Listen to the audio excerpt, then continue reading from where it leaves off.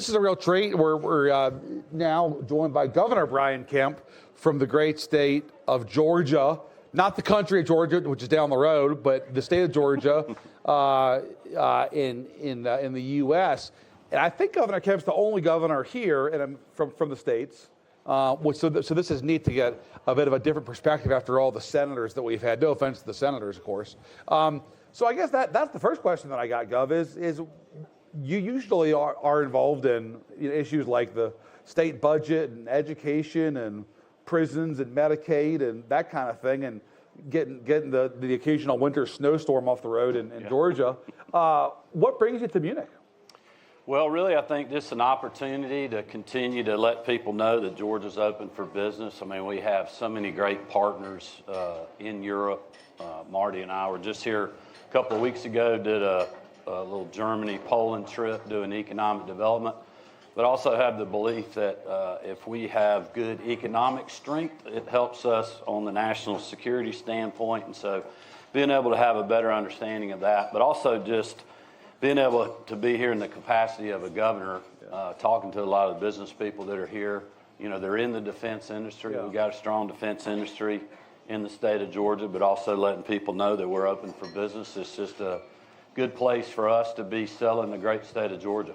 And what are you picking up here from the folks that you're talking to? Because you're mostly talking to European business folks, some European government officials. Let's be totally candid here, just among us friends.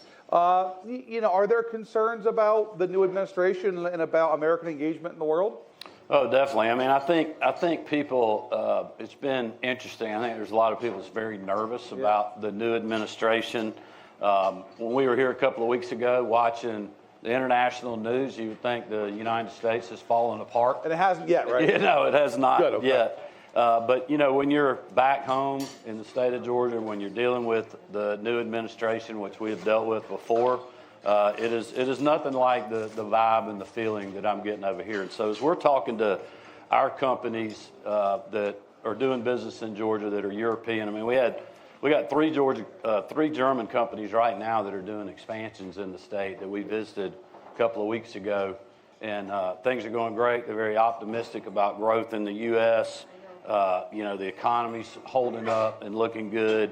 And so I think it's good also for somebody from my perspective at the state level. I know you're hearing from a lot of federal politicians over here about their perspective, but from ours, it's not near as chaotic as people are making it out to be. And I tell people, look, it's only been a few weeks, so give it time to settle down. Don't overreact. And, hopefully that's helping some.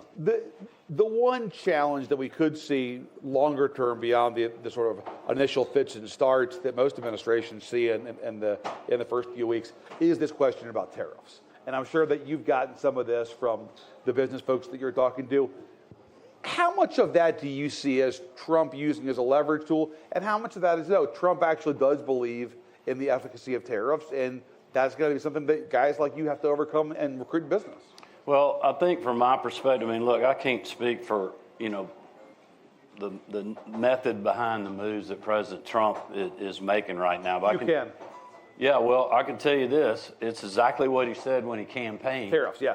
And it's, he's doing exactly the things that he campaigned on, not just on tariffs, but the border, right. Making sure. And I think that on the tariff front, the government efficiency is something else that I think, when you're back in the States, people are happy that he's working to secure the border, that we're deporting criminal illegals, that they're going after government efficiency. Right. Even as Elon Musk said the other day, look, we're going to make some mistakes. Yeah. We're going to have to backtrack on some things, but it's part of the process. But also they're going to find efficiencies. They're going to find waste and abuse. Sure. And I guarantee you, we have done that at the state level. My first budget, when I came in as governor, I did a 4% cut in the amended budget and a 6% cut in the big budget to pay for teacher pay raises. Yeah. Now, the establishment and the bureaucracy didn't like that, but we've had budgets where they could deal with that. Yeah, and so there's, in Washington, they think if you cut what this year's growth is going to be, that's a cut. That it's a cut, and it's not. It's keeping the budget flat. And so I think they're doing those things that they said they would do. On the tariffs front, I think also there are imbalances out there that the president feels like that the United States should be treated fairly on. Yeah. And I think it's fair game for him to go after that. On the flip side of that, I've talked to a lot of, foreign ministers, and ambassadors and companies that are also going, well, we've moved our manufacturing to the United States, and we don't have as big a trade imbalance. And to those people, I was saying, then you just need to tell your story, not overreact, and kind of see how this thing plays out. Just some straight talk. From Brian Kemp's perspective, it's not in your interest to have tariffs on the table when you're trying to bring business to Georgia from overseas, is it? Well, I think the concern, and like I said, I can't speak or try to understand what President Trump's methods are for what he's doing and what their plan is. So I want to be very careful about that. But it's not in anybody's interest if we drive up cost. Right. That's one of the things that I think won President Trump the election was the border, and then that was it. Under Joe Biden and the Democrats' policies, quite honestly, they created 40-year high inflation in the United States. And I ran on that in 2022, and President Trump won on that still in 2024. So this has gone on for a long time. So I think they got to be really careful on the cost side and the inflationary environment side, because that's something that the American people were struggling with before the election. Now, I've seen some of the Democrats trying to blame President Trump for inflation. He's only been in office a month or whatever it is. I believe that's a little bit unfair. Premature. But I do think it is something that they're going to have to keep a watch on, and I think they understand that. You got a lot of business people that are in this administration. When you think about Lutnick and Doug Burgum and, Chris Wright and all these other people. You have an interesting backstory with the president because you are one of the few people, in fact, I think you may be the only person, who has first benefited from his endorsement, then had some challenges with him in the relationship, to be sort of mild about it. But you emphatically beat back a challenge that he launched against you in a primary for your reelection. And then you got over that and got to a better place and had some turbulence after that. You've had some ups and downs, I guess. What do you tell folks in a place like Munich? You're talking to a foreign minister, you're talking to a CEO of a BMW, whoever you're talking. How do you explain them? How do you explain? Because you dealt with him personally as a foe, as a friend. Is there a secret method? Is there a way to deal with him, to approach him? Look, the best advice I could give people is to be forward-looking. Because really, going back and revisiting all of that, it doesn't matter at this point. I supported President Trump, worked really hard to help him win. Because he'll get over it too, right? He has a short memory. Yeah, and he's wanting to deliver. I think he's, from my perspective, he has a unique opportunity to reset really what his political history will be, what his legacy will be. I think he also, having been in office, because I'm going to tell you, I ran statewide and lost, and I was out of office for a few years, and I learned more through that loss, and it really gave me time to reflect on if I got back in office, I wasn't going to worry about all these other little small things. I was going to get in there and tell people what I was going to do, and then I was going to do it. And I think President Trump has that opportunity. I think that's why you see them moving so quickly. They have a better understanding of how the system works. And I also think there's a method to the madness. They're throwing so much at the wall. I don't think the Democrats, their problem is they're so unprincipled in their party right now. They can't understand what they are for to communicate that because there's such a division in their party. And then the president and his team are putting so much out there that they're not sure which direction to go to. And so in some ways, that's a very smart strategy because it's allowing them to get things done very quickly. I can tell you from my perspective as a Republican governor and somebody that's chairing the Republican Governors Association, we're excited about working with this administration and our colleagues, whether it's Kristi Noem at Homeland Security on securing and helping them deport criminal illegals, working with Interior Secretary, former Governor Doug Burgum on energy issues to get our country moving again, to drive down cost and to make us energy independent, but also to help our allies in that regard around the world to be less dependent on people that aren't so friendly to them. And those are government efficiency and other things that we're working with them. There's one person you didn't mention, which I know is near and dear to the heart of a lot of Georgia voters, and that's Bobby Kennedy, who's running the health department now.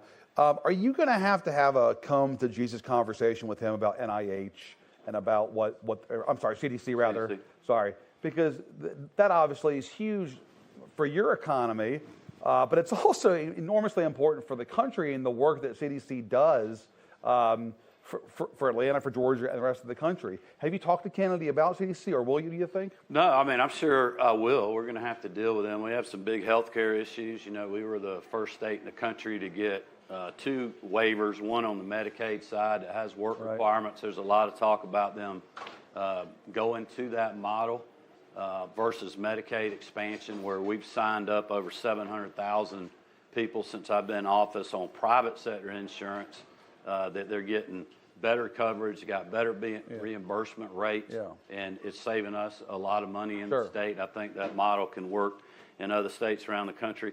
You know, but the other thing is, I think if you look at who else is going into the administration that will be around Bobby Kennedy, regardless of how you feel about his stances, whether it's on vaccines or whatever else. But you don't want to. He's got a lot of good conservative people around him, and I think they can mitigate some of that. I think they'll make good decisions there.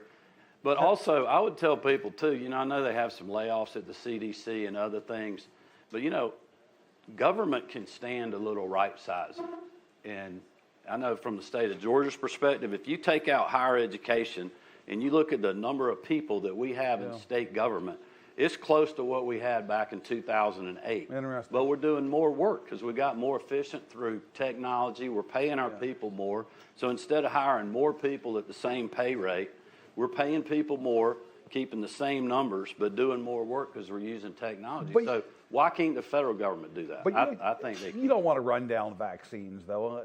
I mean, you know, No, I don't. But I will say that there's a lot of people in the country, and it's not just conservatives, that are very upset of, you know, really the herd mentality that some people in our health departments during COVID. And I was a victim of one of those things. I mean, look, I had Fauci and Birx and all them on me because we weren't doing mask mandates. And, you know, we didn't, when the second wave came back by, we didn't shut down restaurants and bars like they wanted us to. The reason we didn't is because our contact tracing and the data said that's not where the outbreaks were. The outbreaks were happening at poultry plant facilities, which we had to keep running so we could feed our people. And so, you know, there's a lot of skepticism, and there should be on that side, but we also need to make sure, you know, we're following the true science. Governor, I got to ask you here, because the clock is ticking. There's a lot of speculation in Washington about your future and about whether you would look at running for the Senate in 2026. I've known you for a few years. You always struck me as more of an executive type figure. I know you love being governor. Can you really see yourself standing there listening to all those folks drone on all day in the U.S. Senate? Would that be fun for Brian Kemp, do you think? Well, I will say this. I'm focused on my day job. I'm in my second to last session, having one of the biggest political fights of my career. It's not what I envisioned on the way out of being a term-limited governor, but we are trying to get tort reform passed in our state to help our business environment. So I have told people, like, that is my focus between now and I think it's April 4th or 5th when our legislative session ends, and then really just trying to do the things that I've committed to doing. And I've told people in the party that keep asking me that is in November, we won our state. We held our legislative majorities. The political impact that we made with our leadership committee working with Speaker Burns, we held 3 Republican incumbents in districts that Kamala Harris beat Donald Trump in. We beat a Democrat and knocked off one of their incumbents in a district. This is why they're recruiting you so hard, though. Kamala Harris won, but we did that by running on our record, but also telling people what we were going to do. And I've told them and warned people, like, we have got to deliver on the promises that we made at the state level. So that is what we're focused on doing. I think that's exactly what President Trump is doing at the federal level. He's delivering on his promises. And when we finish doing that, then we can decide about what's next in policy. So when do you got to figure that out? Well, I can't just hold out forever. No, you know, you're trying, obviously. Yeah, I noticed that. Yeah, I've been trying, but I mean, I think by the end of this calendar year. I'll try to get through session, talk to some folks, and then make a decision. This calendar year. Well, I don't know. Yeah. We budget by a different fiscal year, so I'm not sure which calendar you're talking. All right. Well, if you don't say something soon, your phone's going to be blowing up again and again. It's already blowing because they're not going to leave you alone until you decide. Yeah, I know. Well, I'll decide at one point. Okay, at one point. There you go. So we're wrapping up here. But if there's one thing that you would want to convey to the folks in Europe about Georgia, about why Georgia is such an important, significant state, what's your elevator pitch? Well, I would probably say that we're the #1 state in the country for business by the site selection and the area development people, or in the top 5 always, because we have very consistent, good business policies. We've got consistent local and state government cooperation, and we got a diverse economy. We're putting, and have for over 20 years, a lot of money into workforce. We've got 2 new nuclear reactors, the first in the United States in over 30 years, so we're producing a lot of clean power right now. We have the ability to supply power for whatever demands were coming, whether it's large manufacturers, data centers, or whatever, and not every state in the country can do that. We have great logistics. When you think about one of the fastest and best run ports in the country in Savannah, in Brunswick, the Atlanta airport, great rail networks with multiple rail vendors. We've got a great internet, a great highway and state road network. And we're growing in all parts of our state. So it's just a great place for people to be. And no tariffs. No tariffs. And I think if you look at the environment, when Donald Trump was first president, it was good in our state. When Joe Biden was president, it was good. And now that President Trump's back in, I feel like it's going to be good or even better than it was. And so if you're interested, come see us. We'd love to talk to you. Folks, Brian Kemp, the governor of Georgia. Thanks so much. Thank you all.